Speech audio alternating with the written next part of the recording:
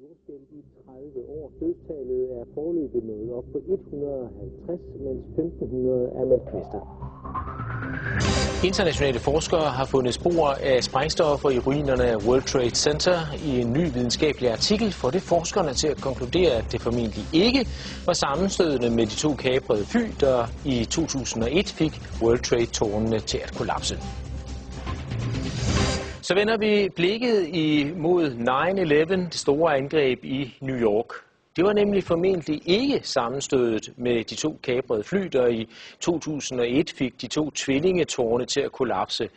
Det konkluderer i hvert fald en netop offentliggjort videnskabelig artikel. Internationale forskere har gjort fund af sprængstoffet nanotermit i ruinerne af de sammenstyrtede tårne, og sprængstoffet kan ikke stamme fra de to fly. Tværtimod tyder undersøgelserne på, at det formentlig i forvejen var anbragt i bygningerne, og der er altså tale om flere tons sprængstof. Niels Harrit, du har sammen med 8 andre forskere lavet den her artikel, hvor I konkluderer, at det formentlig var stoffet nanotermit, som forårsaget sammenstyrtningerne af de her bygninger. Hvad er nanotermit for en størrelse? At vi har fundet nanotermit i støvet fra sammenstyrtning af World Trade Center. Vi siger ikke, at der kun blev brugt nanotermit. Men nanotermit, hvis jeg skal forklare, hvad det er, så den sidste del af ordet termit, det er en gammel opfindelse faktisk fra 1893, som er en blanding af aluminium og pulveriseret rust, som hvis det reagerer med hinanden, udvikler en enorm varme. Der dannes i reaktionen jern, som er 2500 grader varmt. Og det kan man bruge til at svejse med, det har man gjort, det er meget nyttigt. Men det kan også bruges til at smelte andet jern.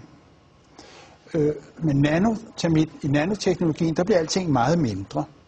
Så de her to pulver, som man lavede i 1893, er nu om dagen nogle bitte små partikler, som er blandet umådeligt godt med hinanden. Og det betyder, at når de reagerer, så udvikles denne her enorme varme meget hurtigere. Og samtidig kan man tilsætte andre stoffer, således at nanotermitter både kan virke som noget, der giver en masse varme, men det kan også virke som et meget effektivt sprængstof. Faktisk er der mere energi i nanotermitter, end der er i almindelige sprængstof og dynamit. Og man kan også bruge det som raketsprængstof, så det kan bruges til det hele. Jeg var inde og google på nanotermit, og der er faktisk ikke skrevet så forfærdeligt meget om det. Er det et bredt anerkendt videnskabeligt stof, som man opererer med, eller er det så nyt, at det er næsten ukendt for mange andre fagfolk? Altså det er en samlet betegnelse for en masse materialer, energetiske materialer, der har energi. Og hvis der ikke er så mange, der kender det, så skyldes det måske, at civile forskere, som jeg, ikke beskæftiger sig normalt med sprængstoffer til hverdag. Og med hensyn til mine kolleger inden for det militære forskningsapparat, så må du hellere spørge dem, fordi jeg ved jo ikke, hvor meget de er på forkant med nanoteknologi.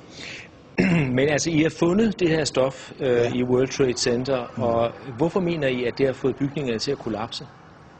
Ja, det er jo sprængstof, og hvorfor skulle det ellers være der?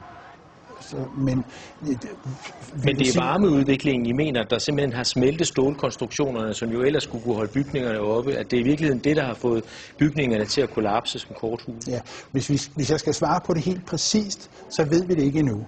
Fordi det materiale, vi har fundet, har mulighed for både at fungere som sprængstof, som altså direkte slår tingene over, og det har mulighed for at smelte stålet. Sandsynligvis er der brugt begge slags. Altså det er min egen opfattelse af det, at der er en lang periode inden tårnene styrter sammen, hvor der for eksempel vælter med smeltet metal ud af det sydlige tårn flere minutter inden.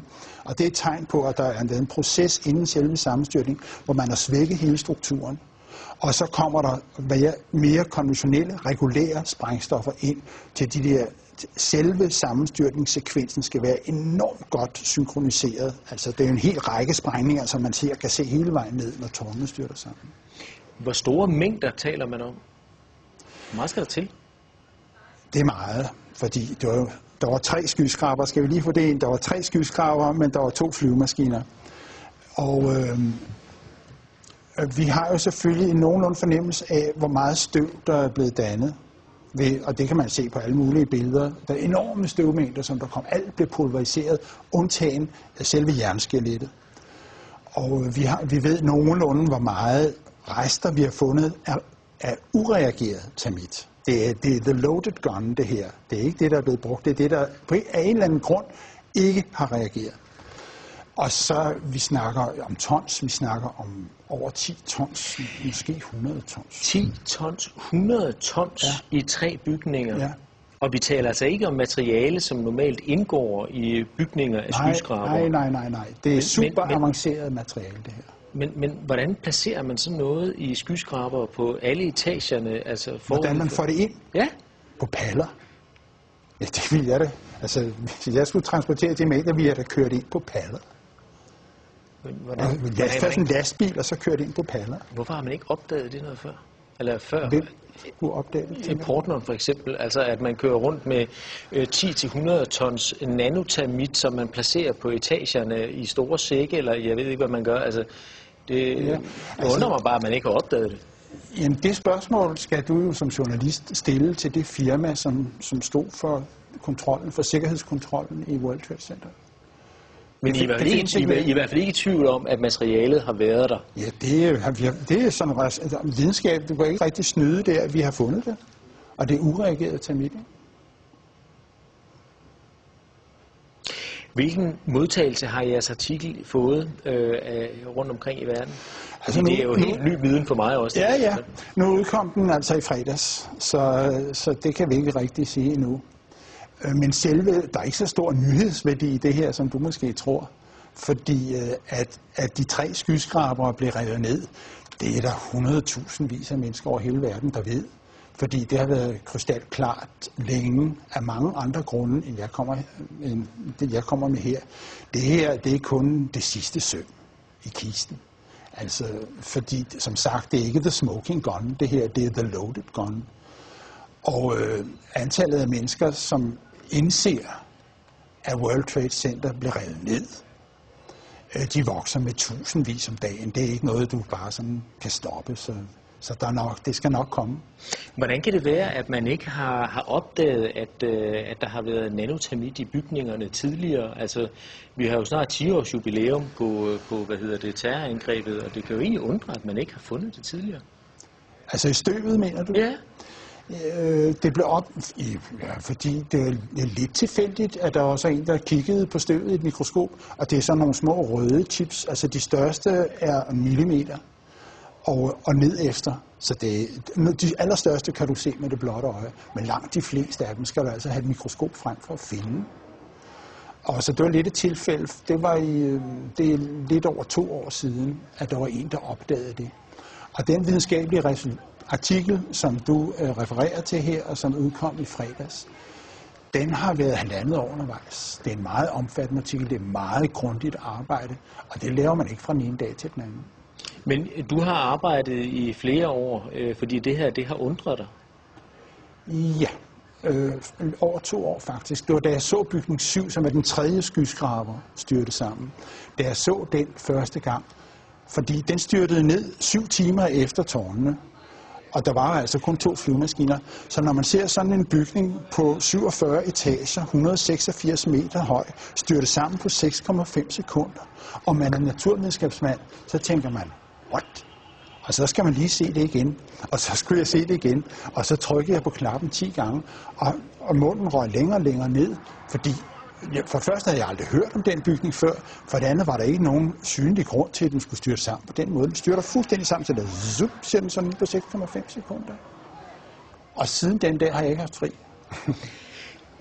Altså, lige siden 9/11, der har der jo været spekulationer fremme og konspirationsteorier. Og hvad vil du sige til de seere, som nu sidder og hører om jeres undersøgelse for første gang, og hører om jeres videnskabelige arbejde og siger, ja, vi har hørt det før, måske i anden indpakning. Folk har god fantasi, der er masser af konspirationsteorier. Hvad vil du sige til dem for at overbevise dem om, at det her, det er altså noget andet? For mig er der kun én konspirationsteori, som er værd at snakke om her. Og det er den med de 19 flykapere. Og der synes jeg, at de mennesker, som der så sidder, som kigger på det her, skal spørge sig selv, om hvilke beviser har vi egentlig set på den konspirationsteori, den officielle konspirationsteori. Har vi set nogle beviser? Hvis der er nogen, der har set dem, så vil jeg gerne høre om dem. Der er ikke nogen, der er anklaget. Der er ikke nogen, der er efterlyst. Så det eneste konsekvens af det her, mener jeg, må være et krav om at få en ordentlig politimæssig efterforskning af terrorangrebet 9/11, fordi det er ikke sket. Den venter vi på, og vi håber, at vores resultater vil indgå som tekniske beviser, når den dag kommer. Niels Hayes, spændende. Tak fordi du kom.